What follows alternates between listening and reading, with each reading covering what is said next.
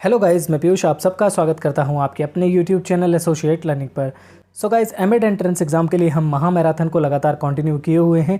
थोड़ी सी technical error की वजह से मैराथन्स थोड़ा सा लेट हो जा रही हैं, इसके लिए मैं माफ़ी चाहूँगा, लेकिन आप सभी को एग्जाम से पहले सारी मैराथन्स मैं कंप्लीट करवा दूंगा।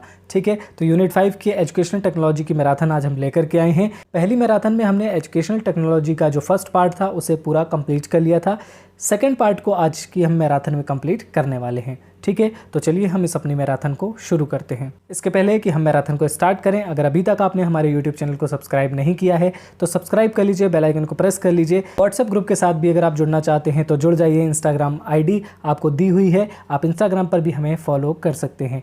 टेलीग्राम चैनल पर आपको सारी पीडीएफ्स मिल जाती हैं, तो आप वहाँ पर भी हमें ज्वाइन कर लीजिए। तो चलिए अब हम शुरू करते हैं अपनी मैराथन को। सबसे पहले बात करते हैं सिलेबस की। सिलेबस को अगर हम ध्यान से देखें तो सिलेबस में हमने क्या क्या कंप्लीट कर लिया है, तो पार्ट ए हमने इसका पूरा कंप्लीट कर लिया है। तो आज हम इसके सेकंड पार्ट को कंप्लीट करने वाले हैं। सेकंड पार्ट क्या है हमारा, टीचिंग एंड इट्स मॉडल। इसमें हम पढ़ने वाले हैं आज concept, characteristics, function and phases of teaching. इसके बाद principles and maxims of teaching. उसके बाद हम पढ़ेंगे कॉन्सेप्ट अटेनमेंट मॉडल को, जो कि जेरोम ब्रूनर का है। उसके बाद प्रोग्राम इंस्ट्रक्शंस को पढ़ेंगे, जिसके अंतर्गत हम लीनियर, ब्रांचिंग और मैथमेटिकल को देखेंगे। लास्ट में हम देखेंगे वर्चुअल क्लासरूम क्या होती है, इसका कॉन्सेप्ट क्या होता है, एडवांटेजेस एंड लिमिटेशंस को। तो चलिए हम इसे शुरू करते हैं और आज ही इस मैराथन में पूरी यूनिट को ख़त्म कर देते हैं। तो सबसे पहला पॉइंट है हमारा meaning and concept of teaching model. Meaning क्या है, कॉन्सेप्ट क्या है टीचिंग मॉडल का, तो उसे हम समझेंगे। सबसे पहले शिक्षण प्रतिमान को समझने के लिए सर्वप्रथम प्रतिमान को समझना आवश्यक है। यानी कि प्रतिमान क्या होता है, हम सबसे पहले उसे समझेंगे।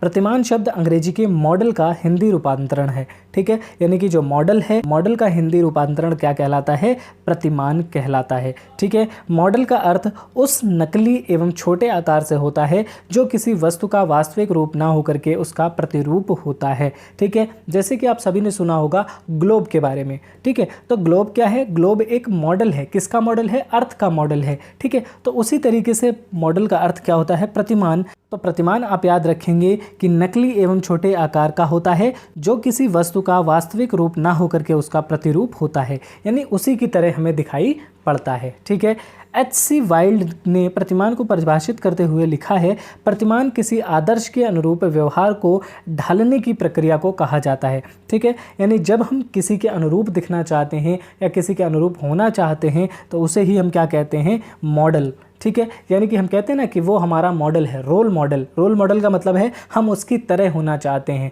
ठीक, तो यही चीज़ हमें याद रखनी है कि H.C. वाइल्ड ने क्या कहा है, to confirm in the behaviour action and to direct ones to action according to some particular design और आइडिया इज कॉल्ड मॉडल।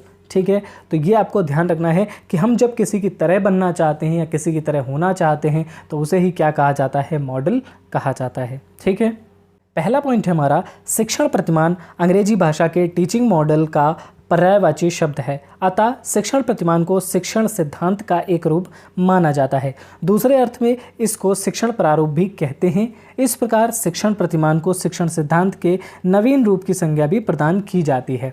ये सब चीज़ें आपको बहुत ज़्यादा दिमाग में याद नहीं करनी है, थोड़ा सा समझ लीजिए कि शिक्षण प्रतिमान क्या होता है। यानी कि शिक्षण प्रतिमान ही टीचिंग मॉडल होता है। टीचिंग मॉडल को ही बाद में टीचिंग प्रिंसिपल्स के रूप में जाना जाता है। ठीक है, अगला पॉइंट है हमारा शिक्षण प्रतिमान व विस्तृत रूपरेखा है।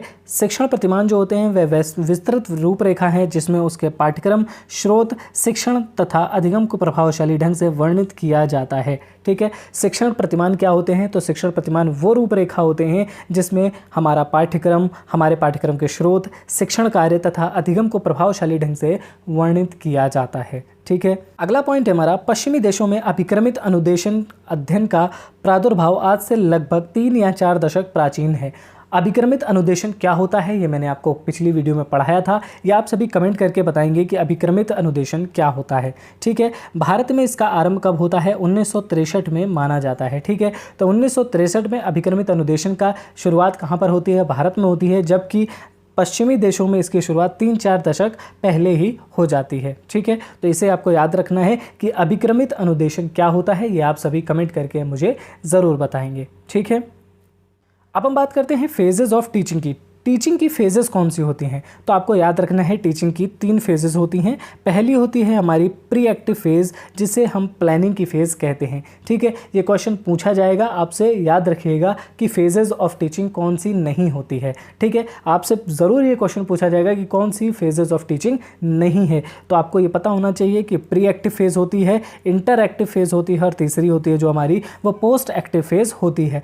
प्री एक्टिव फेज़ की अगर हम बात करते हैं तो प्री एक्टिव फेज़ में हम क्या देखते हैं, ये प्लानिंग से जुड़ी हुई होती है। यानी कि जब हम इंटरैक्शन से पहले जो हमारी सेकंड फेज़ है वो क्या है, इंटरैक्टिव फेज़। इंटरैक्टिव फेज़ में हम क्या करते हैं, बच्चों के साथ इंटरैक्ट करते हैं, यानी अपनी टीचिंग लर्निंग प्रोसेस को कर रहे होते हैं।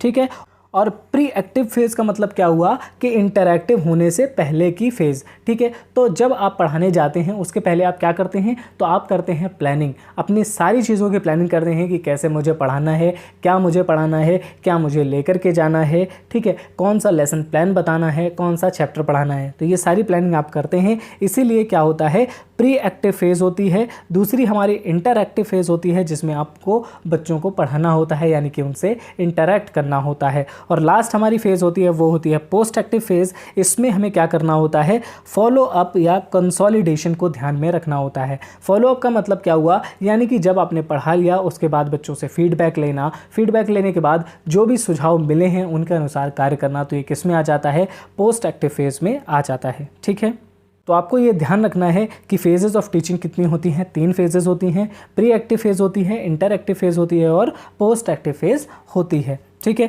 इन तीनों की विशेषताएं मैंने आपको बता दी हैं, तो उम्मीद करता हूँ ये आपको ध्यान में रहेगा। ठीक है, अगला पॉइंट हमारा कॉन्सेप्ट अटेनमेंट मॉडल।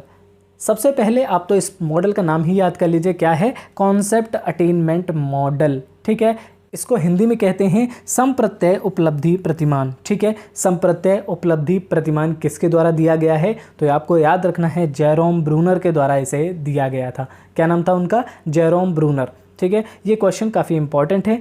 डायरेक्ट आपसे क्वेश्चन पूछा जाएगा कि कॉन्सेप्ट अटेनमेंट मॉडल किसके द्वारा दिया गया है, यानी संप्रत्यय उपलब्धि प्रतिमान किसके द्वारा दिया गया है, तो आपको बताना है कि किसने दिया है, जे.एस. ब्रूनर ने इसको दिया है, यानी कि जेरोम ब्रूनर ने इसे दिया है। ठीक, अब हम बात करते हैं पहले पॉइंट की। संप्रत्यय उपलब्धि प्रतिमान का विकास जे.एस. ब्रूनर तथा उनके सहयोगियों ने किया था। ठीक, अभी मैंने बताया कि संप्रत्यय उपलब्धि प्रतिमान का विकास किसने किया, तो जेरोम ब्रूनर या जे.एस. ब्रूनर ने किया था और उनके सहयोगियों ने भी उनका इसमें साथ दिया था। ठीक है, इस प्रतिमान का उपयोग करके शिक्षक विद्यार्थियों को कॉन्सेप्ट की प्रकृति की सही जानकारी प्रदान करता है। ठीक है, क्या होता है, इस मॉडल के थ्रू ही जो टीचर होते हैं वो बच्चों को कॉन्सेप्ट की जानकारी प्रदान करते हैं। इस प्रतिमान का उपयोग नवीन कॉन्सेप्ट्स के स्पष्टीकरण तथा व्याख्या करने में प्रभावशाली ढंग से किया जाता है। यानी जो इनका कॉन्सेप्ट अटेनमेंट मॉडल है, इसी मॉडल के थ्रू क्या किया जाता है, जो नए कॉन्सेप्ट्स होते हैं वो बच्चों को प्रभावशाली ढंग से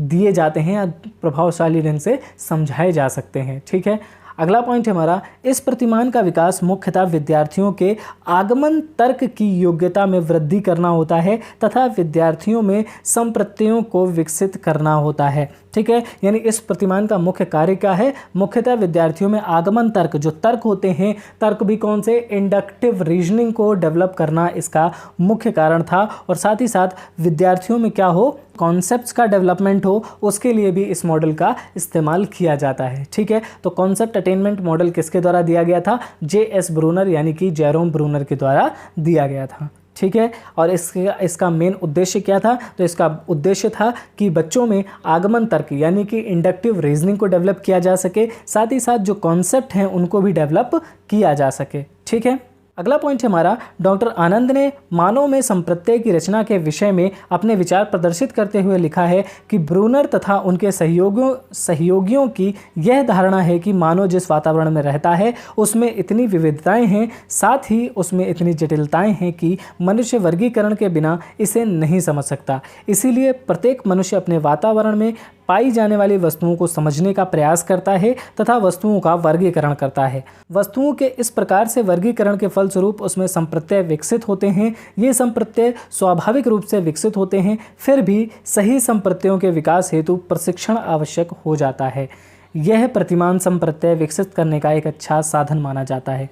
ठीक है, होता क्या है, हम सबसे पहले देखेंगे कि डॉक्टर आनंद क्या कहते हैं कि ब्रूनर और उनके साथियों ने क्या किया कि कॉन्सेप्ट अटेनमेंट थ्योरी को डेवलप किया। ठीक है, लेकिन साथ में ही वो क्या कहते हैं, ये जो कॉन्सेप्ट अटेनमेंट थ्योरी थी कैसे कार्य करती थी, तो वो कहते हैं कि मनुष्य अपने वातावरण में रहता है जहाँ पर बहुत सारी विविधताएं हैं। ठीक है, इतनी विविधता, इतनी जटिलताओं के बीच में मनुष्य रहता है। मनुष्य वर्गीकरण के बिना इन सारी चीज़ों को, यानी कि कॉन्सेप्ट, कोई भी अगर कॉन्सेप्ट हम समझ रहे हैं तो उसको वर्गीकृत किए बिना नहीं समझ पाता है। क्यों नहीं समझ पाता? क्योंकि उसके इन्वायरमेंट में बहुत सारी चीज़ें हैं, जो छोटी छोटी चीज़ें उसके इन्वायरमेंट में प्रेजेंट हैं, जो उसको समझनी है। यानी वो हर एक चीज़ जो कॉन्सेप्ट लिए हुए है वो उसी के एनवायरनमेंट में मौजूद है। ठीक है, इसलिए प्रत्येक मनुष्य अपने वातावरण में पाई जाने वाली वस्तुओं को समझने का प्रयास करता है तथा वस्तुओं का वर्गीकरण करता है।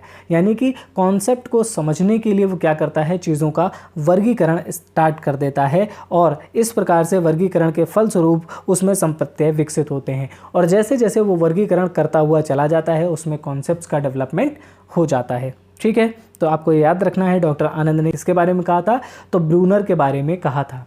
ठीक है, अगला पॉइंट है हमारा संप्रत्यय उपलब्धि प्रतिमान की विशेषताएं, यानी कि कॉन्सेप्ट अटेनमेंट थ्योरी जो है, कॉन्सेप्ट अटेनमेंट मॉडल जो है, उसकी विशेषताएं क्या हैं, हम उसे समझने वाले हैं। पहला है, उदाहरणों के आधार पर जब प्रत्ययों को सीखने और समझने का प्रयास किया जाता है तब यह प्रतिमान अधिक उपादेय हो जाता है। यानी क्या किया जाता है, जब आपको कोई कॉन्सेप्ट समझाया जाता है और उस कॉन्सेप्ट को आपको एग्जाम्पल्स के माध्यम से समझाया जाए तो वो चीज़ें आपके दिमाग में जल्दी से सेट हो जाती हैं। यही बात कौन कह रहे हैं, यही इस पॉइंट में कहा गया है कि उदाहरणों के आधार पर जब प्रत्ययों को सीखने और समझने का प्रयास किया जाता है तब यह प्रतिमान अधिक उपादेय हो जाता है। ठीक है, अगला पॉइंट है हमारा सामान्यीकरण को बढ़ाने के लिए, तथ्यों का ज्ञान देने के लिए तथा क्यों का उत्तर देने के लिए और कारण बताने के लिए इस प्रतिमान का प्रयोग नहीं किया जा सकता। यानी कि क्या हुआ कि सामान्यीकरण को बढ़ाने के लिए क्या होता है, जब हम किसी चीज़ नॉलेज को गेन करते हैं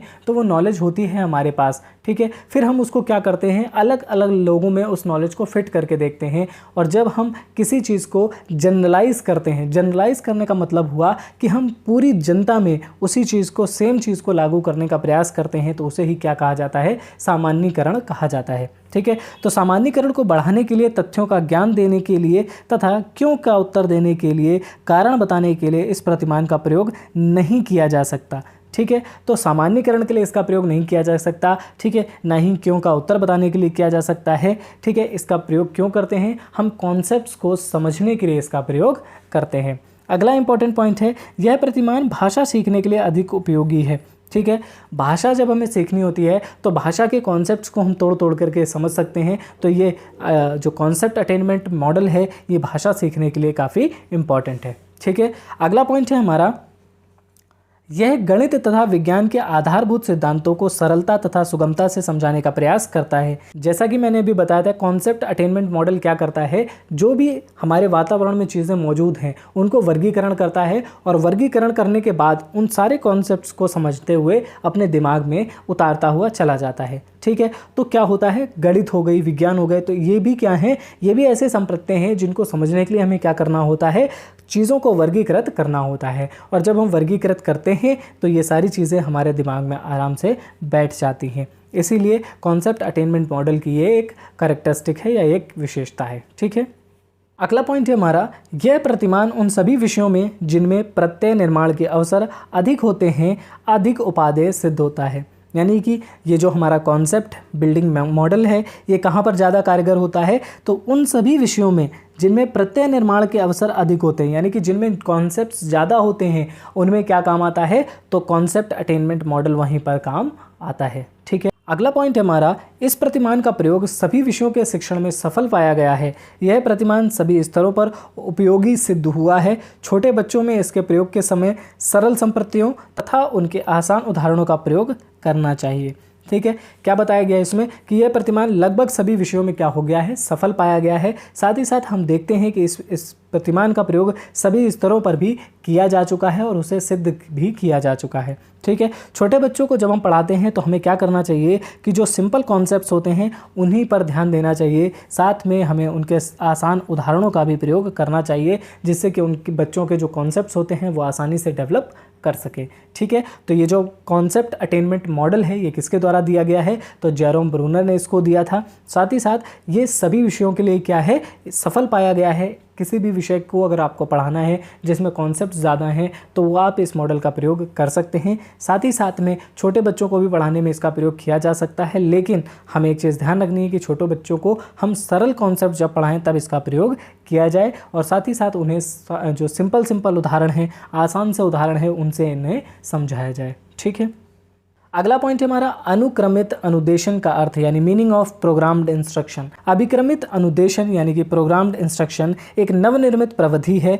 इसे विकसित करने का श्रेय अमेरिका के वैज्ञानिक सिडनी प्रेसी को जाता है। ठीक है, तो यानी कि प्रोग्राम लर्निंग जो है, प्रोग्राम्ड इंस्ट्रक्शन को विकसित किसने किया था, तो वैज्ञानिक थे हमारी सिडनी प्रेसी। ठीक है, सिडनी प्रेसी जो थी कहाँ की वैज्ञानिक थी, अमेरिका की, उन्होंने ही इसे डेवलप किया था। सिडनी प्रेसी एवं उनके सहयोगियों ने 1920 में एक ऐसी शिक्षण मशीन तैयार की जिसकी सहायता से विद्यार्थियों के सामने प्रश्नों की एक श्रृंखला क्रमानुसार प्रस्तुत की जाती थी तथा उनके प्रश्नों का उत्तर देने के तुरंत बाद उत्तर का ज्ञान कराते हुए विद्यार्थियों को निर्धारित लक्ष्य की ओर अग्रसारित किया जाता था। यानी कि 1920 में सिडनी प्रेसी ने एक ऐसी मशीन का आविष्कार किया जो क्या करती थी, उसमें बहुत सारे क्वेश्चन होते थे और वो जो क्वेश्चन होते थे वो श्रृंखलाबद्ध तरीके से बच्चों के सामने प्रस्तुत किए जाते थे। बच्चे उसका आंसर देते थे, थोड़ी देर बाद उसके करेक्ट आंसर बताए जाते थे और फिर क्या होता था, जो भी बच्चों का निर्धारित लक्ष्य होता था उधर की तरफ बच्चों को अग्रसित कर दिया जाता था। इसी चीज़ की हम बात करते हैं प्रोग्राम्ड इंस्ट्रक्शन के अंतर्गत। ठीक है, इसके पश्चात क्या होता है, इसके पश्चात 1950 के दशक के अंतिम दौर में बीएफ स्किनर ने सीखने पर अनेक प्रयोग किए तथा एक शिक्षण मशीन का निर्माण भी किया करके प्रेसी के प्रयोगों को साकार एवं सार्थक रूप किया और उसे अभिमत अनुदेशन का नाम दिया। परिणाम स्वरूप बीएफ स्किनर के पश्चात इस तकनीक को आगे विकसित करने का श्रेय क्राउंटर, गिलबर्ट, स्टोलुरु आदि अनेक शिक्षा मनोवैज्ञानिकों को जाता है। ठीक है, ये जो हमारा पूरा प्रोग्राम इंस्ट्रक्शन था इसे विकसित करने का श्रेय किसे जा रहा है, तो बीएफ स्किनर को जाता है। हालांकि सबसे पहले सिडनी प्रेसी ने एक मशीन का आविष्कार किया था जो क्रमबद्ध तरीके से क्वेश्चन पूछती थी। उसके बाद उसको एकदम पॉलिश्ड तरीके से कौन लेकर के आए, तो हमारे बीएफ स्किनर साहब लेकर के आए। उसके बाद इसको बढ़ाने का श्रेय किसे जाता है, तो क्राउंटर, गिलबर्ट और स्टेलुरु आदि मनोवैज्ञानिकों को भी इसका श्रेय जाता है। ठीक है, अगला पॉइंट है हमारा अभिक्रमित अनुदेशन। शब्द अभिक्रमित तथा अनुदेशन दो शब्दों से मिलकर बना है। अभिक्रमित का तात्पर्य है कार्यक्रमित, अर्थात किसी कार्य को सफल करने के लिए उसमें समस्त पहलुओं पर विचार करके एक नियोजित कार्यक्रम तैयार करना। अंग्रेजी में इसके लिए प्रोग्रामिंग तथा प्रोग्राम्ड शब्द का प्रयोग किया जाता है।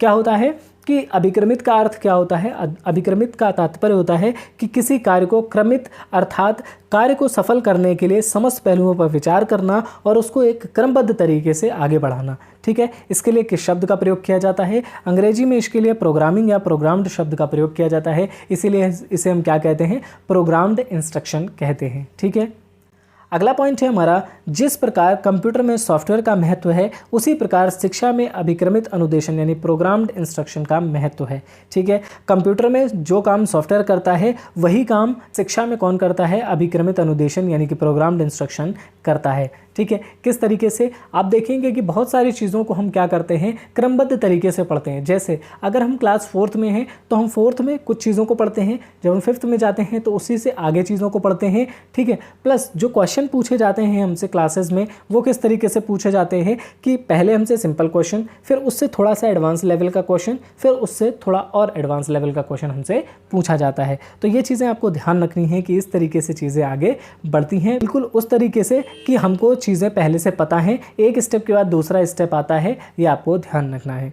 अगला पॉइंट हमारा अनुदेशन शब्द के इंस्ट्रक्शन का हिंदी अनुवाद है। जो अनुदेशन शब्द है वो इंस्ट्रक्शन का हिंदी अनुवाद है। इंस्ट्रक्शन के अंतर्गत शिक्षक विद्यार्थियों को आदेश न देकर निर्देश देता है। यहाँ पर क्या होता है, इंस्ट्रक्शन में क्या होता है, जो हमारा शिक्षक होता है वो आदेश नहीं देता, निर्देश देता है, यानी कि इंस्ट्रक्शंस देता है कि आपको क्या करना चाहिए। इस प्रकार किसी विषय पर कार्यक्रम बनाकर विद्यार्थियों को इस प्रकार की सूचनाएं, निर्देश देना जिससे वे अपने मार्ग पर स्वनिर्णय व स्वाध्याय द्वारा आगे बढ़ते रहें, अभिक्रमित अनुदेशन कहलाता है। यानी क्या हुआ कि हम अगर ऑर्डर देते हैं बच्चों को तो उन पर अलग प्रभाव पड़ता है, लेकिन अगर हम उनको क्या करते हैं, इंस्ट्रक्शन देते हैं कि आपको इस तरीके से करना है ताकि आप उस चीज़ को आसानी से प्राप्त कर सकेंगे, तो बच्चे उस चीज़ को अच्छे से करते हैं। ठीक है, तो हमें क्या ध्यान रखना है कि बच्चों को स्वनिर्णय और स्व अध्याय के लिए प्रेरित करने के लिए हमें अभिक्रमित अनुदेशन की ज़रूरत पड़ती है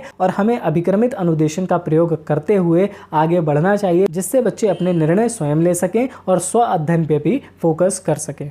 ठीक है, अगला पॉइंट है हमारा अभिक्रमित सामग्री और विद्यार्थियों के मध्य होने वाली अंतःक्रिया को अभिक्रमित अनुदेशन या प्रोग्राम्ड इंस्ट्रक्शन कहते हैं। यानी कि क्या हुआ कि प्रोग्राम्ड मटेरियल और स्टूडेंट्स के बीच में होने वाली जो क्रिया है उसको हम क्या कहते हैं, प्रोग्राम्ड इंस्ट्रक्शंस कहते हैं। ठीक है, तो ये बात किसने कही है, ये बात कही है BF स्किनर ने। ठीक है, अगला है हमारा अभिक्रमित अनुदेशन की विशेषताएं यानी कैरेक्टरिस्टिक्स ऑफ प्रोग्राम्ड इंस्ट्रक्शन। पहला पॉइंट है हमारा अभिक्रमित अनुदेशन व्यक्तिनिष्ठ होता है। इसमें एक समय में केवल एक ही व्यक्ति सीखता है। यानी प्रोग्राम्ड इंस्ट्रक्शंस की बात अगर हम करें, प्रोग्राम्ड इंस्ट्रक्शंस की, तो हम इसमें देखते हैं कि ये कैसा होता है, व्यक्तिनिष्ठ होता है। यानी एक व्यक्ति इसमें एक बार में ही सीख सकता है। यानी कि मान लीजिए अगर एक कंप्यूटर है तो एक कंप्यूटर में एक व्यक्ति ही इसको चला करके प्रोग्राम इंस्ट्रक्शंस के थ्रू सीख सकता है। ठीक है, तो प्रोग्राम इंस्ट्रक्शंस में एक व्यक्ति एक बार में सीख सकता है। ठीक है, अगला पॉइंट है हमारा अभिक्रमित पाठ्य सामग्री को छोटे छोटे पदों में विभाजित किया जाता है। मान लीजिए आपको कुछ पढ़ाना है, ठीक है, तो उस पूरी सामग्री को क्या किया जाएगा, कई टुकड़ों में बांट दिया जाएगा और जब वो कई टुकड़ों में बंट जाएगी उसके बाद छोटे छोटे पदों में विभाजित करके उसे पढ़ाया जाएगा। ठीक है, अगला पॉइंट है हमारा अभिक्रमित सामग्री पूर्ण परीक्षित तथा वैध होती है। जो भी हमारी प्रोग्राम्ड मटेरियल होगा वो पहले से ही क्या होगा, पूर्ण परीक्षित तथा वैध होती है। ठीक है, तो वो वैध होती है और पूरी तरीके से परीक्षित यानी परीक्षा से गुजरी हुई होती है। ठीक है, अगला इंपॉर्टेंट पॉइंट है अभिक्रमित अनुदेशन में विद्यार्थी अपनी गति व तल्लीनता से पाठ सीखते हैं। क्या होता है, प्रोग्राम लर्निंग या प्रोग्राम इंस्ट्रक्शंस होते हैं, इसमें हमें ये पता होता है पहले से ही कि जब हमारी मर्जी होगी तब हम उसको सीखेंगे, जब हमारी मर्जी नहीं होगी तब हम उसको नहीं सीखेंगे। अर्थात विद्यार्थी अपनी गति से और अपनी मर्जी से यानी कि तल्लीनता से पाठ को कवर करता है या सीखता है। ठीक है, अगला इंपॉर्टेंट पॉइंट है अभिक्रमित अनुदेशन में पूर्ण सामग्री श्रृंखलाबद्ध होती है। ठीक है, हम क्या करते हैं, प्रोग्राम्ड लर्निंग क्या होती है, जैसे आपने गेम खेला है तो गेम में क्या होता है, पहले एक छोटा लेवल, फिर उससे थोड़ा बड़ा लेवल, फिर उससे थोड़ा और ख़तरनाक लेवल, फिर सबसे ख़तरनाक लेवल। उसी तरीके से प्रोग्राम्ड इंस्ट्रक्शंस होते हैं, पहले हमको छोटी चीज़ दी जाती है, फिर हमको थोड़े बड़े क्वेश्चंस दिए जाते हैं, फिर थोड़े और बड़े क्वेश्चंस दिए जाते हैं और फिर सबसे बड़े क्वेश्चंस दिए जाते हैं। तो इस तरीके से प्रोग्राम लर्निंग चलती है और यही सारी कैरेक्टरिस्टिक्स होती हैं किसकी, प्रोग्राम्ड इंस्ट्रक्शन की। ठीक है, अगला पॉइंट है हमारा अभिक्रमित अनुदेशन से विद्यार्थियों में स्वाध्याय की आदत का विकास होता है। जैसा कि आपको पता है कि बच्चे अपने मर्जी से पढ़ेंगे और प्लस ये क्या होती है, बहुत ही इंटरेस्टिंग होती है विधि, जिसकी वजह से क्या होता है कि बच्चे स्वाध्याय की आदत बच्चों में पड़ जाती है। ठीक है, अगला पॉइंट है हमारा अभिक्रमित अनुदेशन में उद्दीपन, अनुक्रिया तथा पुनर्बलन में तीनों तत्व क्रियाशील रहते हैं। यानी अभिक्रमित अनुदेशन में क्या होता है, उद्दीपन यानी कि हमारा स्टिमुलस, अनुक्रिया यानी कि हमारा रिस्पॉन्स और पुनर्बलन यानी कि हमारा जो रीइंफोर्समेंट है, तीनों ही एक्टिव रहते हैं। अर्थात हम किसी कार्य को करते हैं उसके बाद हमें स्टिमुलस प्राप्त होता है और स्टिमुलस ही किस चीज़ का काम करता है, पुनर्बलन का काम करता है। स्किनर की थ्योरी है उसे क्या कहा जाता है, RS थ्योरी कहा जाता है। यानी कि पहले हम रिस्पॉन्स करेंगे तब हमें स्टिमुलस प्राप्त होगा। ठीक है, तो उसी आधार पर ये आधारित है क्या चीज़ कि पहले हमें क्या करनी होगी, अनुक्रिया करनी होगी, फिर जो हमारा उद्दीपन है वो उस चीज़ के लिए कार्य करेगा और तब हमारे लिए वही उद्दीपन किसका कार्य करेगा, पुनर्बलन का कार्य करेगा। ठीक है, अगला पॉइंट है हमारा, अभिक्रमित अनुदेशन विद्यार्थियों की कमजोरियों तथा कठिनाइयों का निदान कर उपचारात्मक अनुदेशन की भी व्यवस्था करता है। ये बहुत इंपॉर्टेंट पॉइंट है, ये आपको याद रखना है कि प्रोग्राम्ड इंस्ट्रक्शंस के माध्यम से जो विद्यार्थियों की कमजोरियां होती हैं और जो विद्यार्थियों की कठिनाइयां होती हैं, यानी कि मान लीजिए कोई सब्जेक्ट है उसमें बच्चों को कमजोरी है या फिर बच्चा उसमें कठिनाई महसूस करता है, तो ये अभिक्रमित अनुदेशन क्या करता है, उसको निदान प्रदान करता है, उपचारात्मक अनुदेशन की व्यवस्था भी करता है। ठीक है। अगला इंपॉर्टेंट पॉइंट है हमारा, विद्यार्थियों की अनुक्रियाओं के माध्यम से अभिक्रमित अनुदेशन सामग्री का मूल्यांकन किया जाता है। अब क्या हुआ कि जो भी विद्यार्थी अनुक्रिया करते हैं यानी कि रिस्पॉन्स करते हैं, उसी के माध्यम से जो हमारा प्रोग्राम्ड इंस्ट्रक्शन है उसका मूल्यांकन किया जाता है कि वो चीज़ सही है या नहीं है। यानी कि मान लीजिए 6 क्लास का कोई बच्चा है और आप उसको क्वेश्चंस दे रहे हैं जो कि 8th लेवल के हैं, ठीक है, तो बच्चा कुछ क्वेश्चंस को अटेम्प्ट करता है और उनको सही कर लेता है और फिर उसके बाद वो अटकना स्टार्ट कर देता है। तो इससे क्या पता चला कि जो हमारा प्रोग्राम्ड इंस्ट्रक्शन यानी कि जो हमारा प्रोग्राम तैयार किया गया है वो सही नहीं है। तो प्रोग्राम के बारे में जानकारी हमें कहाँ से मिलती है, विद्यार्थियों की अनुक्रिया से। ठीक है। अगला पॉइंट है हमारा, अभिक्रमित सामग्री सीखने में अपेक्षाकृत त्रुटियों की दर तथा गलतियों की दर काफ़ी कम रहती है। यानी जब हम इसके माध्यम से सीखते हैं तो हमारी त्रुटियां कम होती हैं और गलतियां में काफ़ी कमी आती है। कैसे? क्या हुआ कि मान लीजिए जैसे आपने गेम खेला, कोई गेम था उसमें ये लेवल था, ठीक है, अगला लेवल ये था, उसके बाद अगला लेवल ये था और अगला लेवल ये था। ठीक है। तो जब आपने पहली बार गेम को खेला तो क्या हुआ, आपने थोड़ी सी त्रुटि की, ठीक, लेकिन फिर आप सीख गए। फिर जो आपने यहाँ सीखा वो आपको यहाँ पर काम आएगा, जिसकी वजह से क्या होगा, यहाँ पर त्रुटियाँ और कम होंगी। ठीक है। उसके बाद जो आपने यहाँ पर सीखा और जो यहाँ पर सीखा वो कहाँ काम आएगा, यहाँ पर काम आएगा और यहाँ पर त्रुटियाँ और ज़्यादा कम होंगी। ठीक है। डिफ़िकल्टी लेवल बढ़ेगा तो त्रुटियों का होना स्वाभाविक है, लेकिन त्रुटियों की संख्या जो है वो कम होती चली जाएगी क्योंकि आपके पास यहाँ का क्या होगा, एक्सपीरियंस होगा। ठीक है। तो अभिक्रमित सामग्री सीखने में अपेक्षाकृत त्रुटियों की दर तथा गलतियों की दर काफ़ी कम रहती है। ठीक है। अगला पॉइंट है हमारा, अभिक्रमित अनुदेशन के सिद्धांत यानी प्रिंसिपल्स ऑफ प्रोग्राम्ड इंस्ट्रक्शन। काफ़ी इंपॉर्टेंट पॉइंट है ये, इसे आप ज़रूर अच्छे से समझें। अनुदेशन के वर्तमान जन्मदाता प्रोफेसर BF स्किनर ने अभिमत अनुदेशन के निम्नलिखित सिद्धांतों का वर्णन किया है। यानी कि जो हमारे अभिक्रमित अनुदेशन है यानी कि प्रोग्राम्ड इंस्ट्रक्शन है उसके लिए कुछ प्रिंसिपल्स की बात की है। तो पहला है हमारा लघु पदों का सिद्धांत यानी प्रिंसिपल ऑफ स्मॉल स्टेप्स। यानी कि कोई भी काम अब आप करने जाते हैं तो उसको क्या करें, छोटे छोटे स्टेप्स में करें। ठीक है। जैसे इस सिद्धांत के अनुसार इसमें सिखाई जाने वाली सामग्री को छोटे छोटे पदों में इस प्रकार क्रमिक रूप से विभाजित किया जाता है कि आगे वाला पद अपने पिछले पद से संबंध रखता है। उक्त लघु पदों का फ्रेम कहते हैं। ठीक है। तो क्या हुआ कि जैसे मान लीजिए आपको ये कोई क्षेत्र है उसका एरिया निकालना सीखना है। ठीक है। तो एरिया निकालने के लिए सबसे पहले आपको क्या पता होना चाहिए कि लेंथ क्या होती है, ब्रेथ क्या होती है, हाइट क्या होती है। ठीक है। फिर इसके बाद रेक्टेंगल क्या होता है, स्क्वायर क्या होता है, ये सारी चीज़ें आपको पता होनी चाहिए, प्लस फिर फॉर्मूले पता होने चाहिए। तो क्या हुआ कि इस पूरे प्रोसेस को हमने क्या किया, छोटे छोटे पार्ट्स में तोड़ दिया कि पहले आप सीखेंगे लेंथ क्या होती है, फिर आप सीखेंगे ब्रेथ क्या होती है, फिर आप सीखेंगे 2D फिगर्स क्या होते हैं, फिर आप सीखेंगे 3D फिगर्स क्या होते हैं, फिर आप एरिया निकालना सीखेंगे, पेरीमीटर निकालना सीखेंगे। तो ये क्या हो गया, हमने एक बड़े से प्रोसेस को कई टुकड़ों में तोड़ दिया। और यही होता है प्रिंसिपल ऑफ स्मॉल स्टेप्स। किसी भी बड़ी चीज़ को हम छोटे छोटे स्टेप्स में तोड़ देते हैं और हर एक स्टेप अपने पीछे वाले स्टेप से रिलेटेड होता है। यानी कि अगर पीछे, यानी कि ये मान लीजिए तीसरा स्टेप है और ये चौथा, तीसरे वाले स्टेप में जो कुछ बताया गया है उसका कुछ अंश चौथे स्टेप में भी होगा। ठीक है। तो आपको ये याद रखना है। ठीक है। अगला पॉइंट है हमारा पृष्ठपोषण का सिद्धांत यानी प्रिंसिपल ऑफ फीडबैक। जब भी हम प्रोग्राम्ड इंस्ट्रक्शन की बात करते हैं तो ये भी बात होती है कि हमें फीडबैक ज़रूर मिलना चाहिए। इस सिद्धांत के अनुसार जब विद्यार्थी द्वारा किसी अभिक्रमित अध्ययन सामग्री में दिए किसी प्रश्न का उत्तर सही या गलत है, इसकी जानकारी उत्तर लिखने के तुरंत पश्चात उसे दे दी जाती है। उत्तर सही होने की स्थिति में वह अगले पद की ओर अग्रसित हो जाता है। यदि उसके द्वारा दिया गया उत्तर गलत है तो उसे सही उत्तर देने के लिए मार्गदर्शन प्रदान किया जाता है। इस संपूर्ण प्रक्रिया में विद्यार्थी को तत्काल प्रतिपुष्टि देकर उसे आगे बढ़ाने के लिए प्रेरित किया जाता है। ठीक है। क्या हुआ, एग्जाम्पल के तौर पर हम समझते हैं जैसे फेसबुक क्या करता है, फेसबुक में आपने क्वेश्चंस देखे होंगे, क्वेश्चंस आते हैं तो क्वेश्चंस क्या करते हैं, जब आप उस क्वेश्चन पे टिक करेंगे, क्लिक करेंगे तो आपको पता चलेगा कि कौन सा क्वेश्चन सही है और कौन सा क्वेश्चन गलत है। अगर वो क्वेश्चन सही निकलता है तो आप आगे के लिए मोटिवेट हो जाते हैं, यानी अगला क्वेश्चन जब भी आएगा तो आप उसे करेंगे ज़रूर, ठीक है। लेकिन अगर आपका क्वेश्चन गलत होता है तो आपको तुरंत ही सही उत्तर भी पता चल जाता है, जिससे आप आगे के लिए भी प्रेरित होते हैं, ठीक है। तो आपको ध्यान रखना है कि तुरंत ही इसमें आपको क्या किया जाता है, प्रतिपुष्टि दी जाती है। यहाँ पे पृष्ठ पोषण ना होकर के क्या होगा, प्रतिपुष्टि होगा, ठीक है। प्रतिपुष्टि का सिद्धांत अर्थात प्रिंसिपल ऑफ फीडबैक, ठीक है। हिंदी की वजह से इसमें एरर हो गई है, क्या होगा यहाँ पर, प्रतिपुष्टि का सिद्धांत होगा, पृष्ठ पोषण का सिद्धांत नहीं होगा, ठीक है। अगला पॉइंट है हमारा अनुक्रिया का सिद्धांत, प्रिंसिपल ऑफ एक्टिव रिस्पॉन्डिंग। इस सिद्धांत में अधिगम प्रक्रिया के दौरान विद्यार्थी की सक्रिय सहभागिता बराबर बनी रहती है, यानी कि बच्चा क्या होता है, एक्टिवली काम करता रहता है, एक्टिवली रिस्पॉन्ड करता रहता है, ठीक है। तो इस पॉइंट में आपको ध्यान रखना है कि बच्चा जो होता है वो क्या करता है, लगातार रिस्पॉन्ड करता रहता है, ठीक है। अगला प्रिंसिपल है हमारा स्वगति का सिद्धांत, प्रिंसिपल ऑफ सेल्फ पेसिंग।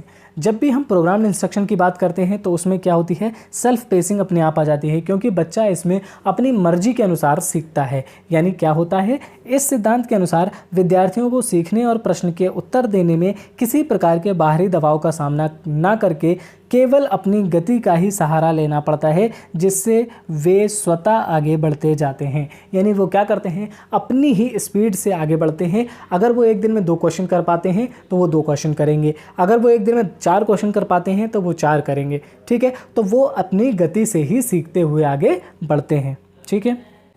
अगला इंपॉर्टेंट पॉइंट है हमारा स्वपरीक्षण सिद्धांत, यानी कि प्रिंसिपल ऑफ सेल्फ टेस्टिंग। इस सिद्धांत के अनुसार विद्यार्थी अपने अधिगम का मूल्यांकन स्वयं करता है। इस मूल्यांकन में विद्यार्थी की अशुद्धियों को दूर करने का प्रयत्न किया जाता है। यदि गलतियां आसानी से दूर नहीं हो पाती हैं तो विद्यार्थी के सम्मुख दूसरा सरल अभिक्रम प्रस्तुत करती हैं। इस प्रकार विद्यार्थी अधिगम के दौरान ही अपनी क्षमताओं का परीक्षण करता है। क्या होता है कि इस सिद्धांत के अनुसार जो बालक होता है वो अपने अधिगम यानी कि अपनी लर्निंग का मूल्यांकन स्वयं से करता है। कैसे करता है, मूल्यांकन बच्चा अपना स्वयं से करता है तो जितनी भी उसमें अशुद्धियां होती हैं यानी कि गलतियां होती हैं उसको दूर करने का प्रयास करता है, ठीक है। अगर गलती आसानी से दूर नहीं हो पाती, अर्थात कि क्वेश्चन उसका टफ है, ठीक है, अगर मान लो वो उसे सॉल्व नहीं कर पा रहा है तो वो क्या करेगा, उसके सामने दूसरा क्वेश्चन रखा जाएगा और वो उसे सॉल्व करेगा, ठीक है। तो इससे क्या होता है कि बच्चे अपने आप को सेल्फ टेस्ट कर पाते हैं, यानी कि बच्चे अपना मूल्यांकन स्वयं से कर पाते हैं कि वो किस चीज़ को सॉल्व कर पा रहे हैं और किस चीज़ को सॉल्व नहीं कर पा रहे हैं, ठीक है। अगला पॉइंट है हमारा पुनर्बलन का सिद्धांत, यानी कि प्रिंसिपल ऑफ रीइंफोर्समेंट। जैसा कि आप सबको पता है बीएफ स्किनर ने सबसे ज़्यादा फोकस किस पे किया है, तो सबसे ज़्यादा उन्होंने फोकस किया है रीइंफोर्समेंट पे, ठीक है। और इनका जो सबसे इम्पॉर्टेंट पॉइंट है वो क्या है, प्रोग्राम्ड इंस्ट्रक्शन। ये आपको याद रखना है, प्रोग्राम्ड इंस्ट्रक्शन से क्वेश्चन ज़रूर आएगा आपके एग्ज़ाम में। साथ ही साथ आपको ये भी याद रखना है कि शेड्यूल्स ऑफ रीइंफोर्समेंट किसने दिए हैं, तो वो दिए हैं हमारे बीएफ स्किनर ने। इसके अलावा अगर आपसे पूछा जाए कि रीइंफोर्समेंट शब्द का प्रयोग किसने किया, तो इसका आंसर हो जाएगा क्लार्क हल, ठीक है। तो ये तीनों पॉइंट अलग अलग हैं और तीनों को ही आपको याद रखना है। रीइंफोर्समेंट शब्द किसने दिया है, तो वो दिया है क्लार्क हल ने। शेड्यूल्स ऑफ रीइंफोर्समेंट किसने दिए हैं, तो वो दिए हैं बीएफ स्किनर ने। और प्रोग्राम्ड इंस्ट्रक्शन क्या होता है वो अभी मैंने आपको बताया। इतनी पूरी लंबी वीडियो हो चुकी है प्रोग्राम्ड इंस्ट्रक्शन पर, तो आप सभी को प्रोग्राम्ड इंस्ट्रक्शन समझ में आ गया होगा, ठीक है। अब हम बात करते हैं टाइप्स ऑफ प्रोग्राम्ड इंस्ट्रक्शन की, जो आपके सिलेबस का हिस्सा है कि प्रोग्राम्ड इंस्ट्रक्शन भी कई तरीके का होता है।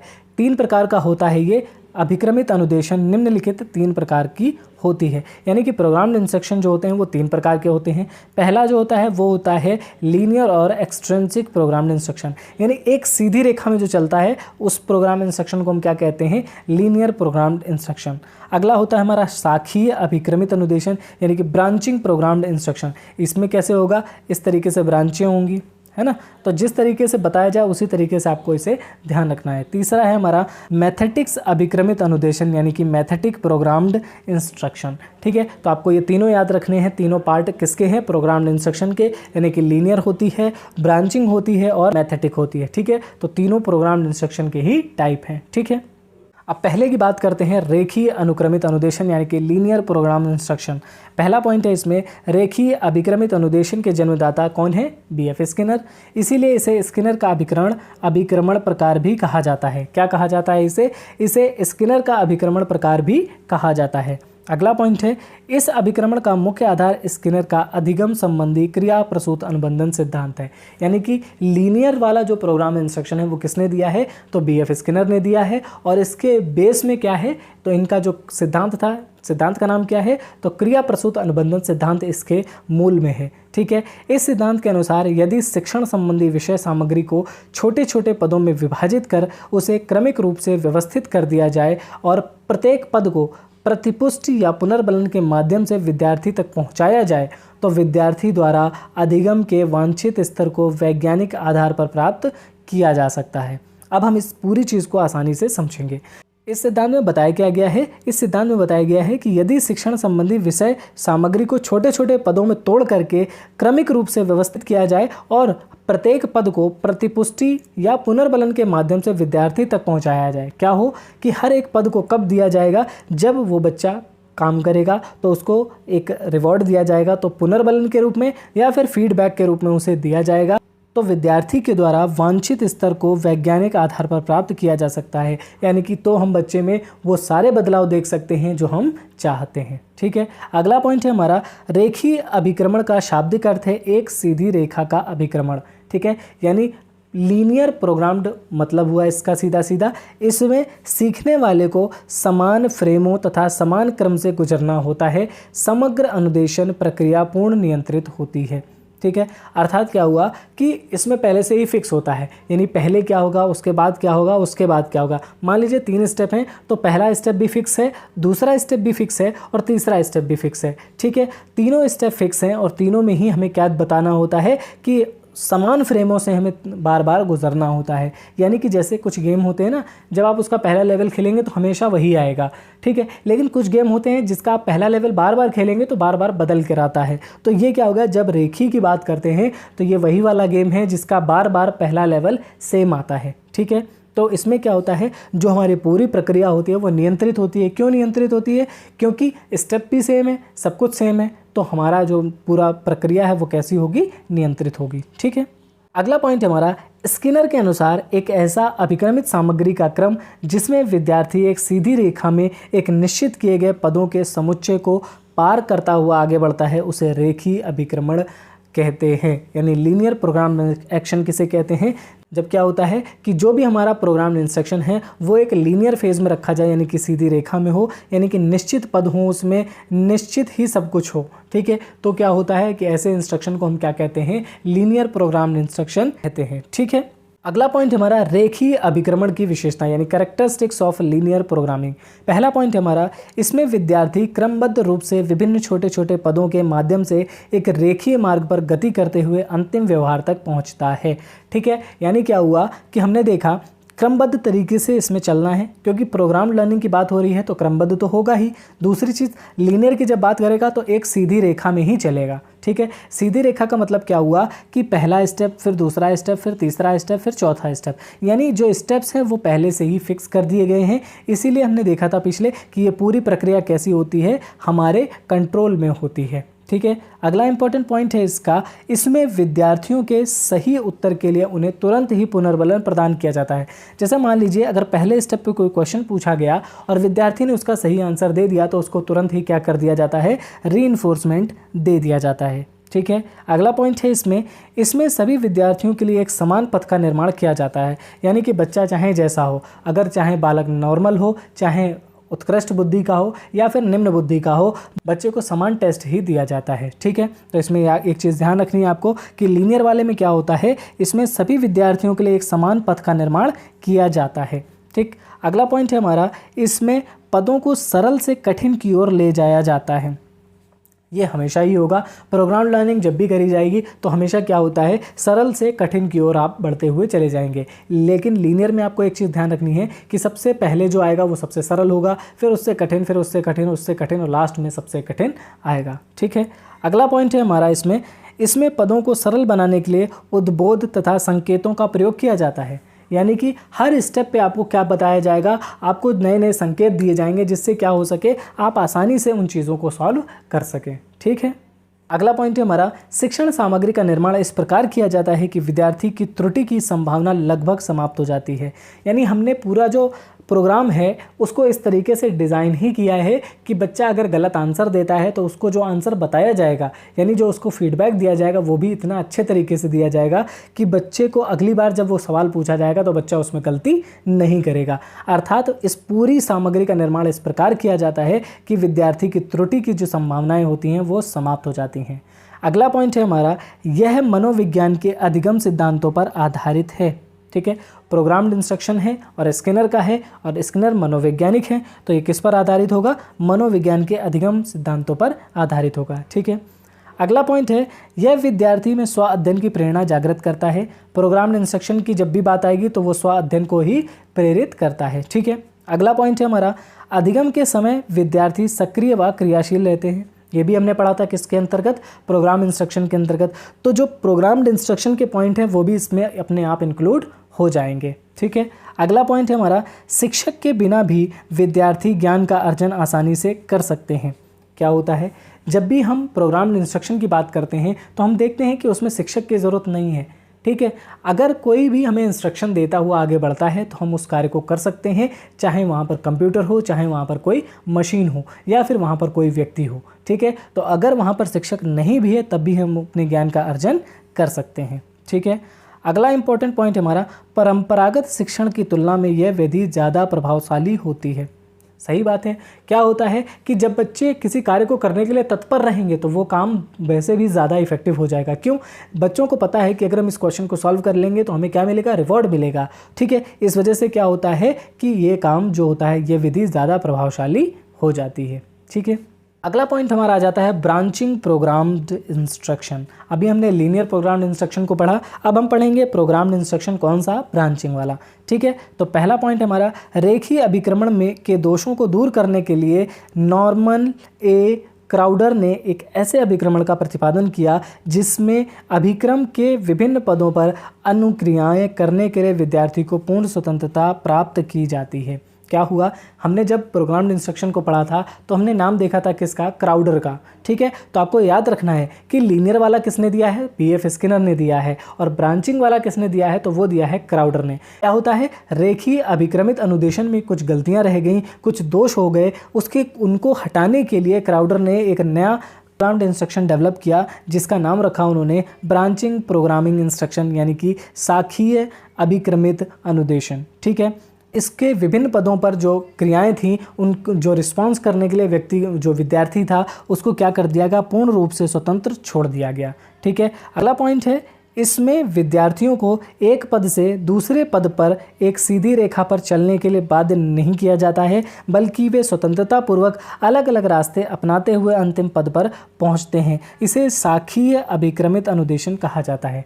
क्या होता है, अभी हमने देखा था शाखी में क्या होता था, पहला स्टेप, दूसरा स्टेप, तीसरा स्टेप, चौथा स्टेप। आपको चौथे स्टेप अगर पहुंचना है तो लाइन से ही आपको जाना पड़ेगा। लेकिन इन्होंने क्या किया, इन्होंने बहुत सारे स्टेप बना दिए। ठीक है, इन्होंने बहुत सारे स्टेप बना दिए ऐसे ऐसे करके। ठीक है, और लास्ट स्टेप इन्होंने क्या रखा, यहाँ पर रख दिया, ये वाला हमारा लास्ट स्टेप है। ठीक, अब जब लास्ट स्टेप रख दिया तो क्या हो गया, बच्चा एक तो इस पाथ को फॉलो कर सकता है, ये सीधा पाथ है, या फिर इस पाथ को फॉलो कर सकता है, ये भी सीधा पाथ है। लेकिन यहाँ पर बच्चे को स्वतंत्रता दी गई कि वो कहीं से भी जा सकता है, वो ऐसे जाए, घूम के जाए, नाचता हुआ जाए, घूमता हुआ जाए, चाहे जैसे मर्जी उसकी जाए। ठीक है, यानी वो स्वतंत्र है एक स्टेप से दूसरे स्टेप पे जाने के लिए, और आखिर में जो अंतिम स्टेप है उस तक पहुँचने के लिए वो स्वतंत्र है, वो कैसे भी अंतिम स्टेप तक पहुँच सकता है। ठीक है, अगला पॉइंट है हमारा, क्राउडर के अनुसार यह एक अभिक्रमित अध्ययन विधि है जो कंप्यूटर जैसे बाह्य माध्यम के बिना भी विद्यार्थियों की आवश्यकताओं के अनुसार कार्य करती है। क्राउडर कहते हैं कि ये एक ऐसी विधि है जो कंप्यूटर के बिना भी कार्य कर सकती है। ठीक है, अगर इसमें कंप्यूटर नहीं भी होगा तो भी बालक अपनी मर्जी से सीखते हुए आगे बढ़ेगा। ठीक है, अगला पॉइंट हमारा, क्राउडर के अनुसार यह एक अभिक्रमित अध्ययन विधि है जो कंप्यूटर जैसे बाह्य माध्यम के बिना भी विद्यार्थी की आवश्यकताओं के अनुसार कार्य करती है। क्राउडर इस चीज़ पर फोकस करते थे कि जो भी हम अभिक्रमित अध्ययन कर रहे हैं, ये जो विधि है हमारी, यानी कि ब्रांचिंग प्रोग्राम्ड इंस्ट्रक्शन है, इसके माध्यम से हम कंप्यूटर को एलिमिनेट कर सकते हैं। यानी कि कंप्यूटर जैसे बाह्य माध्यम के बिना भी विद्यार्थी क्या कर सकता है, इसी के आवश्यकता के अनुसार कार्य कर सकता है। ठीक है, अब हम बात करते हैं ब्रांचिंग प्रोग्राम्ड इंस्ट्रक्शन की कैरेक्टरिस्टिक की। ठीक है, तो अभिक्रमित अनुदेशन की विशेषताएं कौन से, यानी कि ब्रांचिंग, यहाँ पे भारतीय नहीं होगा, ब्रांचिंग होगा। ठीक है, ब्रांचिंग अभिक्रमित अनुदेशन की विशेषताएं यानी characteristics of branching programmed instruction. पहला पॉइंट है इसमें, प्रत्येक विद्यार्थी अपनी आवश्यकता अनुसार विभिन्न पदों पर होते हुए अंतिम लक्ष्य तक पहुंचता है। ठीक है, जैसा हमने बात करी थी कि ये स्टेप्स हैं। ठीक है, और बच्चे को जो ज़रूरत है बच्चा उस स्टेप पर जाएगा और ये फाइनल स्टेप है। ठीक है, बच्चे को मान लीजिए इसकी ज़रूरत है तो बच्चा यहाँ जाएगा, इसकी ज़रूरत नहीं है तो यहाँ नहीं जाएगा। ठीक है, इस तरीके से बच्चा अपने हिसाब से आगे बढ़ता हुआ अपने लक्ष्य को प्राप्त करेगा। ठीक है, तो आपको याद रखना है कि बच्चा अपनी आवश्यकता अनुसार विभिन्न पदों पर होते हुए अंतिम लक्ष्य तक पहुँचता है। ठीक, अगला पॉइंट है हमारा, अनुक्रिया तथा उसके क्रम पर विद्यार्थी का नियंत्रण रहता है, क्योंकि बच्चा रिस्पॉन्स कर रहा है और वो क्रम, क्योंकि बच्चे के द्वारा ही क्रम सेट किया जाएगा, क्योंकि बच्चा अपनी ज़रूरत के हिसाब से क्रम सेट कर रहा है, तो क्रम जो है उस पर और अपने रिस्पॉन्स पर किसका नियंत्रण है, विद्यार्थी का स्वयं का नियंत्रण है। ठीक है, अगला पॉइंट है हमारा, इसमें विद्यार्थी को अपने द्वारा दिए गए सही उत्तर पर तुरंत ही पुनर्बलन प्राप्त हो जाता है। चूँकि प्रोग्राम्ड इंस्ट्रक्शन में हमने क्या देखा है कि पुनर्बलन हम तुरंत ही देते हैं, तो यहाँ पर भी हमने पुनर्बलन तुरंत दे दिया। ठीक है, अगला पॉइंट हमारा, विद्यार्थी के उत्तर गलत होने पर उसे सुधार के लिए उपचारात्मक निर्देश प्रदान किए जाते हैं। ठीक है, यहाँ पर बच्चे को क्या हो रहा है, उपचारात्मक निर्देश दिए जा रहे हैं जब उसका आंसर गलत होता है। ठीक है, अगला पॉइंट है, इस अभिक्रमण में विद्यार्थी के समक्ष बहुविकल्प वाले प्रश्नों को दिया जाता है। यानी जब हम इस प्रोग्राम्ड इंस्ट्रक्शन को करते हैं तो विद्यार्थी के सामने बहुविकल्पीय क्वेश्चन, यानी कि जो ऑप्शन वाले क्वेश्चन होते हैं वो दिए जाते हैं। ठीक है, टिक मार्क वाले क्वेश्चन दिए जाते हैं जिसे बच्चे करने का प्रयास करते हैं। ठीक है, अब अगला आता है हमारा मैथेटिक अभिक्रमित अनुदेशन, यानी कि मैथेटिक प्रोग्राम इंस्ट्रक्शन। मैथेटिक अभिक्रमित अनुदेशन को विकसित करने का श्रेय थॉमस एफ गिलबर्ट को जाता है। ठीक है, अब हमने सबसे पहले देखा लीनियर वाला किसने, बीएफ स्किनर ने, उसके बाद ब्रांचिंग वाला किसने, क्राउडर ने, और मैथेटिक वाला किसने डेवलप किया, तो गिलबर्ट ने इसे डेवलप किया है। ठीक है, तो ये तीनों ही नाम आप याद रखेंगे, काफ़ी इंपॉर्टेंट है, इंपॉर्टेंट है, इंपॉर्टेंट है, इंपॉर्टेंट है, आईएमपी लिख लेना सब जगह पर। ठीक है, इसका नामकरण यूनानी भाषा के शब्द मैथीन के आधार पर किया गया है, जिसका अर्थ होता है सीखना। ठीक है, मैथीन के आधार पर इसका नामकरण किया गया है और मैथेटिक इसे इसीलिए कहा जाता है। ठीक, इस विधि में पाठ्य सामग्री को अवरोही क्रम में व्यवस्थित किया जाता है, अतः इसे अवरोही श्रृंखला अभिक्रमण भी कहते हैं।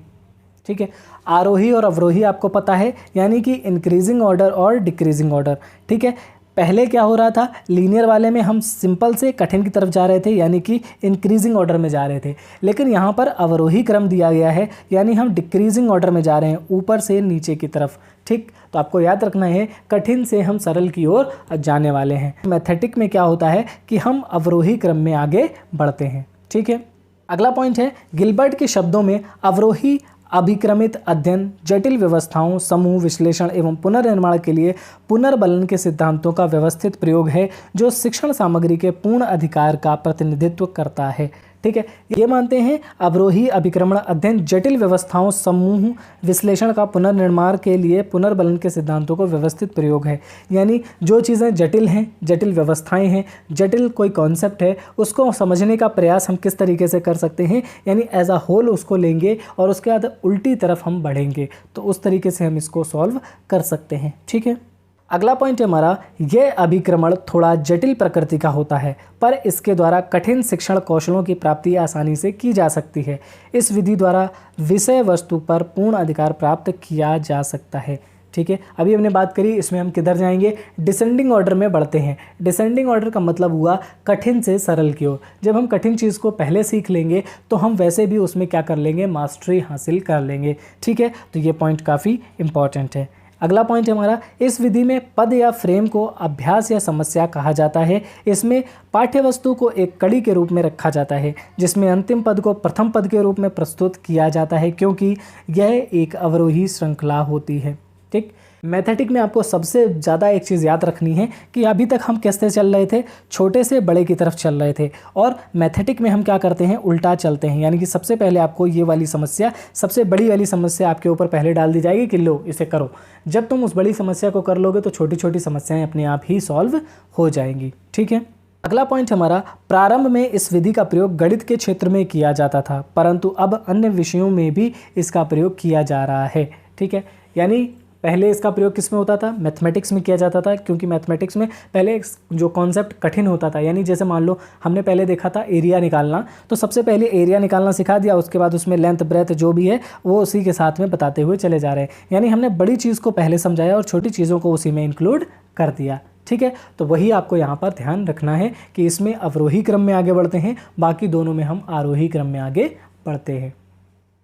अगला पॉइंट है, इस अभिक्रम की 3 अवस्थाएं होती हैं, यानी कि ये प्रोग्राम जो होता है इसकी 3 अवस्थाएं होती हैं। पहला होता है प्रदर्शन यानी कि डेमोन्स्ट्रेशन, दूसरा होता है अनुबोधन यानी कि प्रॉम्प्टिंग, और तीसरा होता है रिलीज। ठीक है, तो आपको याद रखना है कि इसकी 3 अवस्थाएं होती हैं। कौन कौन सी अवस्थाएं हैं, तो पहली होती है प्रदर्शन यानी कि डेमोन्स्ट्रेशन, दूसरी होती है अनुबोधन यानी कि प्रॉम्प्टिंग, तीसरी होती है उन्मुक्त यानी कि रिलीज। ठीक है, ये तीनों आपको याद रखनी है, तीनों में से क्वेश्चन पूछा जा सकता है। ठीक है, अगला पॉइंट है मैथेटिक अभिक्रमित अनुदेशन की विशेषताएं यानी कि कैरेक्टरिस्टिक्स अब हम देखने वाले हैं। पहला पॉइंट है, मैथेटिक प्रोग्रामिंग में अन्य अनुदेशनात्मक प्रारूप की भांति शिक्षण सामग्री के विस्तृत विश्लेषण के अधिगम प्राप्त होता है। इसमें हम क्या करते हैं, बहुत ही ज़्यादा एनालिसिस करते हैं, तब जाकर के हमें अधिगम प्राप्त होता है। ठीक है, बाकी में हम क्या कर रहे थे, हम अपना थोड़ा सा दिमाग लगाते थे और हमको लर्निंग हो जाती थी। ठीक है, फिर हम अगले स्टेप पे जाते थे तो वहाँ पर लर्निंग हो जाती थी। ठीक है, लेकिन इसमें हमें क्या करना पड़ रहा है, इसमें हमें बहुत ही विस्तृत रूप से एनालिसिस करना पड़ रहा है। विश्लेषण का मतलब एनालिसिस। ठीक है, तो एनालिसिस करना पड़ रहा है, जिसके बाद हमें क्या हो रही है, लर्निंग हो रही है, अधिगम हो रहा है। इसीलिए क्या है कि ये सबसे कठिन पार्ट होता है, यानी कि जो मैथेटिक है, मैथेटिक सबसे कठिन पार्ट है। ठीक है, अगला पॉइंट है हमारा, इसमें अधिगम की इकाई को अभ्यास या समस्या कहते हैं। अधिगम की जो इकाइयाँ होती हैं उसको क्या कहा जाता है, अभ्यास या समस्या कहते हैं। अगला पॉइंट है, यह विभिन्न कौशलों के स्थानांतरण के लिए अधिक उपयोगी है। ठीक है, जैसे मान लीजिए अगर आपको कोई कौशल सीखना है, जैसे कि आपको पढ़ाना सीखना है, आपको लिखना सीखना है, तो इसमें क्या करना पड़ता है कि जो सबसे कठिन कार्य होता है वही सबसे पहले स्टार्ट करते हैं और फिर बाकी जो छोटे छोटे कार्य होते हैं वो उसी में इंक्लूड होते चले जाते हैं। ठीक है, अगला पॉइंट है, इसमें समस्या का समाधान खोजने पर विद्यार्थी को पुनर्बलन प्रदान किया जाता है। ये तो सभी में प्रदान किया जाता है, चाहे आप लीनियर करें, चाहे आप ब्रांच वाला करें और चाहे आप मैथेटिक करें। ठीक है, तो तीनों में ही ये दिया जाता है। अगला पॉइंट है हमारा, इसमें प्रदर्शन, अनुबोधक तथा अनुक्रिया के आधार पर शिक्षण सामग्री पर स्वामित्व प्राप्त किया जाता है। यानी कि हम क्या देख रहे हैं, इसमें सबसे पहले प्रदर्शन, अनुबोधक तथा अनुक्रिया, जो भी आप रिस्पॉन्स करते हैं उसी के आधार पर शिक्षण सामग्री पर जो हमारा स्वामित्व होता है उसे हम प्राप्त करते हैं। यानी कि जो हमारा कंट्रोल होता है वो हम कब प्राप्त करते हैं, जब हम उसके लिए रिस्पॉन्स करते हैं। ठीक है, तो जितना ज़्यादा हम रिस्पॉन्स करेंगे उतने ही ज़्यादा हम उस चीज़ पर अपना कंट्रोल स्थापित कर लेंगे। ठीक है, अगला पॉइंट है, इसमें अवरोही श्रृंखला सिद्धांत का प्रयोग किया जाता है। तो आपको याद रखना है कि मैथेटिक प्रोग्राम इंस्ट्रक्शन को अवरोही श्रृंखला सिद्धांत भी कहा जाता है। ठीक है, अब बात करते हैं हम आभासी कक्षा कक्ष की अवधारणा की। ठीक है, यानी कॉन्सेप्ट ऑफ वर्चुअल क्लासरूम।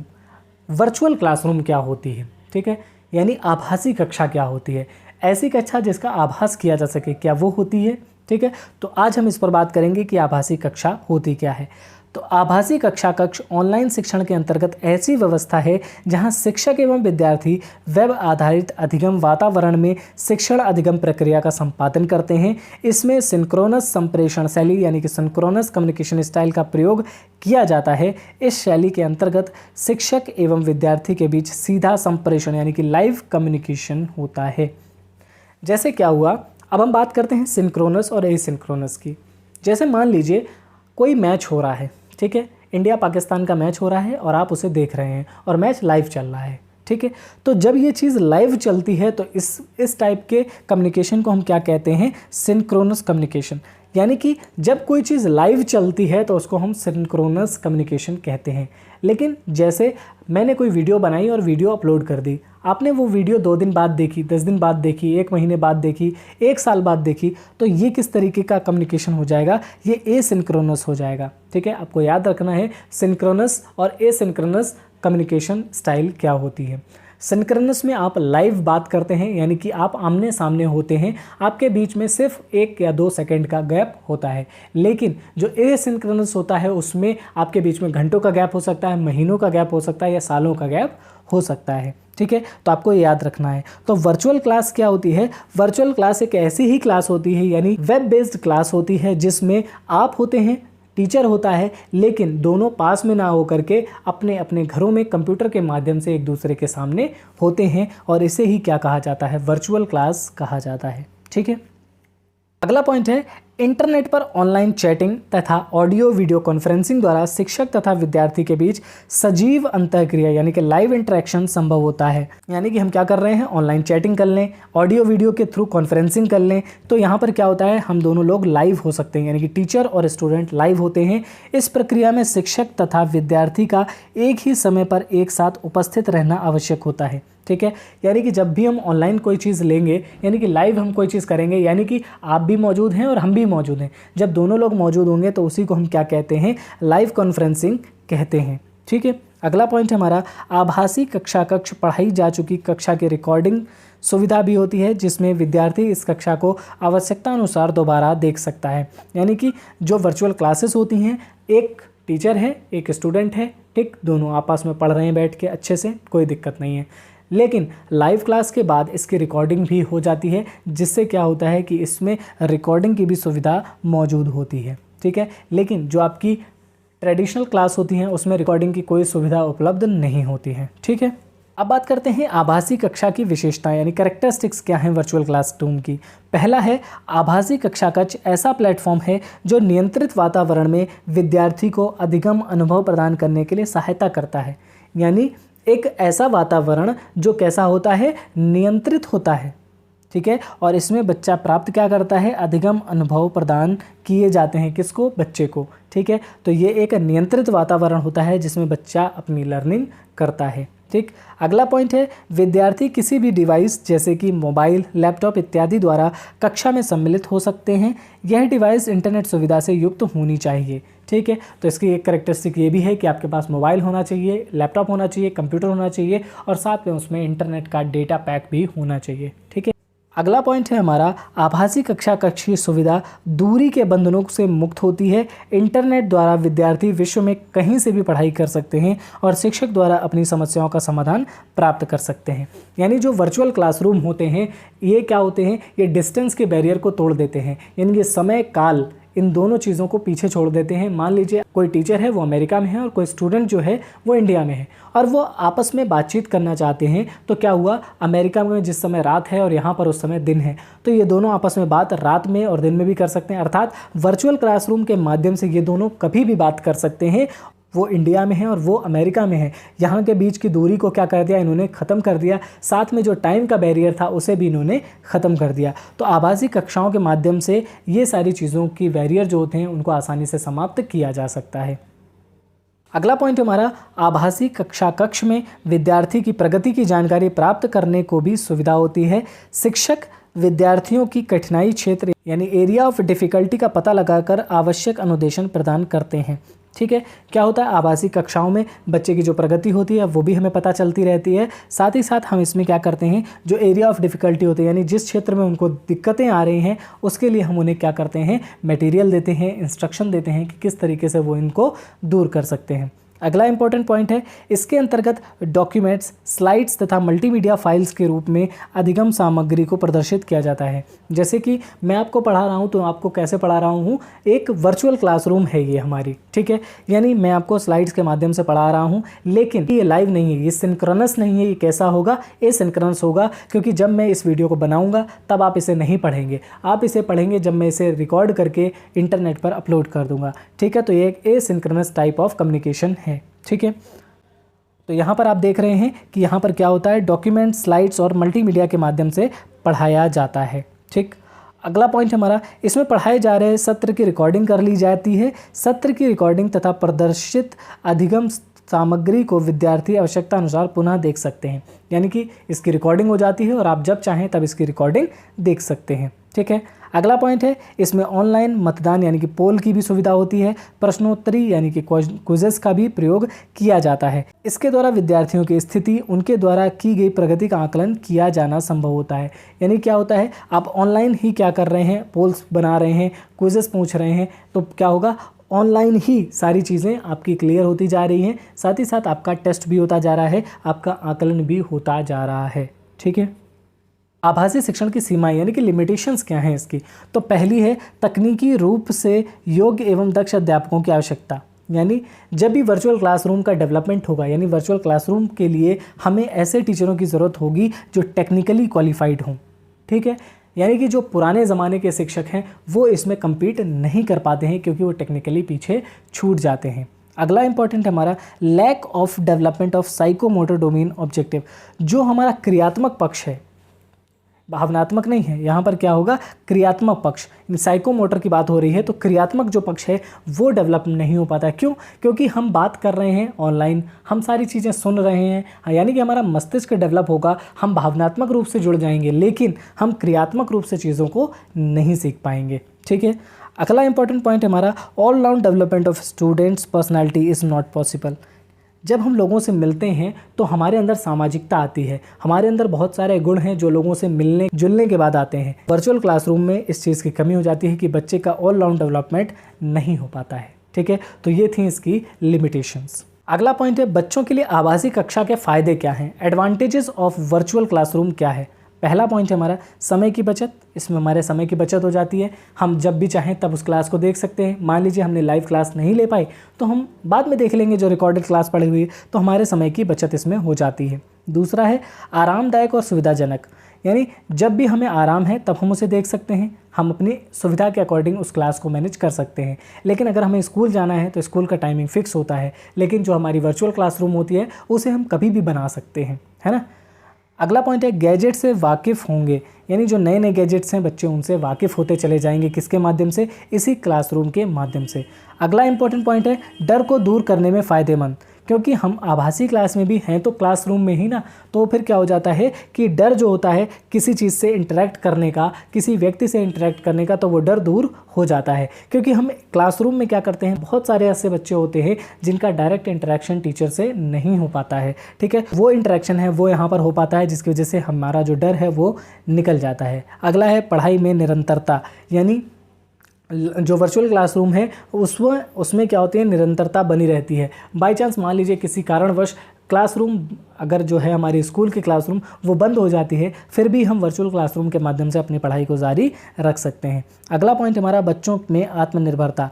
बच्चे कंप्यूटर को सीखते हैं, साथ ही साथ आजकल जैसे कि आप समझ रहे हैं कि टेक्नोलॉजी का दौर है, तो टेक्नोलॉजी के दौर में बच्चे आत्मनिर्भर भी हो रहे हैं। ठीक है। अगला पॉइंट है हमारा समय पर होमवर्क। ठीक है। तो बच्चे समय पर होमवर्क भी करते हैं, क्योंकि क्या होता है कि बहुत कम होमवर्क होता है जो हमें वर्चुअल क्लासरूम में दिया जाता है, ज़्यादातर काम हम वहीं पर ही करते हैं। ठीक।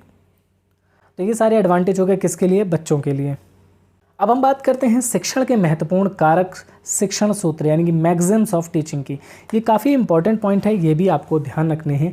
पहला पॉइंट हमारा शिक्षण के क्षेत्र में विभिन्न शोधों के आधार पर समय समय पर अनुभवी शिक्षकों, मनोवैज्ञानिकों तथा शिक्षण शास्त्रियों ने अपने अपने अनुभवों को सूत्र रूप में प्रस्तुत किया।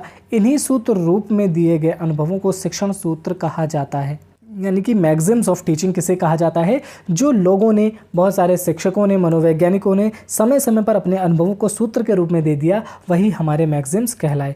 पहला पॉइंट है हमारा सरल से जटिल की ओर, यानी कि फ्रॉम सिंपल टू कॉम्प्लेक्स। हम क्या करते हैं, जब भी हमें किसी चीज़ को सीखना होता है या हमें किसी चीज़ को सिखाना होता है किसी और को, तो हमें ध्यान रखना चाहिए कि हम सिंपल से कॉम्प्लेक्स की तरफ आगे बढ़ें। या आप जैसे मैं बता रहा हूँ वैसे ही याद कर लीजिए। या आपने यूपी टेट और सी टेट के टाइम पर भी पढ़ा होगा, लेकिन आप शायद भूल गए होंगे, इसलिए एक बार रिवीजन कर लीजिए मेरे साथ में, तो आपको याद रहेगा। ये पेपर में क्वेश्चन इससे बनने के पूरे चांसेस हैं। ठीक है। तो पहला पॉइंट है इसमें सिंपल से कॉम्प्लेक्स की तरफ हम आगे बढ़ते हैं, यानी किसी चीज़ को सिखाने के लिए सबसे हम पहले सिंपल स्टेप बताते हैं, फिर उसके बाद एडवांस, और उसके बाद हम कॉम्प्लेक्स प्रोसेस की तरफ जाते हैं। अगला है ज्ञात से अज्ञात की ओर, यानी कि नोन टू अननोन। जैसे मान लीजिए किसी बच्चे को हमें कोई चीज़ बतानी है, तो हम सबसे पहले क्या बताएंगे कि जिस चीज़ को वो जानता है उसके बारे में बताएंगे और फिर उसी चीज़ से जोड़ करके उस चीज़ के बारे में बताएंगे जिस चीज़ के बारे में वो नहीं जानता है। ठीक है, तो ये प्रिंसिपल ऑफ क्या होता है, नोन टू अननोन। अगला पॉइंट है हमारा मूर्त से अमूर्त, यानी फ्रॉम कंक्रीट टू एब्स्ट्रैक्ट। इन्हें मैग्जिम्स भी कहा जाता है, इन्हें प्रिंसिपल्स भी कहा जाता है, ये आप ध्यान रखिएगा। ठीक है, तो जो हमारा है कंक्रीट टू एब्स्ट्रैक्ट, मान लीजिए कोई छोटा बच्चा है वो कंक्रीट चीज़ों को समझता है, यानी कि आप अगर उससे बात करें कि आत्मा होती है, परमात्मा होते हैं, ठीक है, नहीं समझ में आएगा। लेकिन आप कहेंगे कि मूर्ति है तो मूर्ति को वो समझेगा, क्योंकि मूर्ति को उसने देखा है। तो हम क्या कर रहे हैं, कंक्रीट चीज़ों से एब्स्ट्रैक्ट को जोड़ते हुए आगे बढ़ते हैं। अगला पॉइंट हमारा विशेष से सामान्य की ओर। ठीक है, यानी कि किसी पर्टिकुलर चीज़ से, यानी आपने बताया राम के बारे में, ठीक है, राम के बारे में बताया और फिर उससे हमने उस पूरी चीज़ को जनरलाइज कर दिया, ये क्या कहलाता है, पर्टिकुलर से जनरल हो जाना। ठीक है, किसी एक व्यक्ति के बारे में बात करना और फिर उसी क्वालिटी को सभी व्यक्तियों में क्या कर देना, बता देना कि ये क्वालिटी किस किस और व्यक्ति में मौजूद है, तो ये क्या होता है, पर्टिकुलर से जनरल होना। ठीक है, मनोवैज्ञानिक से तार्किकता की ओर, मनोवैज्ञानिक से तार्किकता की ओर, यानी कि साइकोलॉजिकल से लॉजिकल की बात हम करते हैं। अगला पॉइंट हमारा विश्लेषण से संश्लेषण की ओर, यानी कि फ्रॉम एनालिसिस टू सिंथेसिस की बात हम करते हैं। सबसे पहले एनालिसिस किया जाएगा और फिर उसको सिंथेसाइज किया जाएगा। ठीक है, अगला है पूर्ण से अंश की ओर, यानी फ्रॉम होल टू पार्ट, यानी कोई भी चीज़ जब हम बताएंगे तो उसको संपूर्ण रूप से बताएंगे। यानी कि पेड़ है, फिर पेड़ के बारे में बताएंगे कि ये इसकी टहनियाँ हैं, ये इसके पत्ते हैं, ये इसकी जड़ है, ये इसका तना है, ये इसके फल हैं और ये इसका फूल है। ठीक है, तो इस तरीके से जब हम बताते हैं तो ये क्या होता है, पूर्ण से अंश की ओर होता है। ठीक है, अगला पॉइंट हमारा प्रकृति का अनुसरण, यानी कि फॉलो द नेचर। ठीक है, हमें प्रकृति को फॉलो करना है, ये भी बात आपको याद रखनी है। ठीक।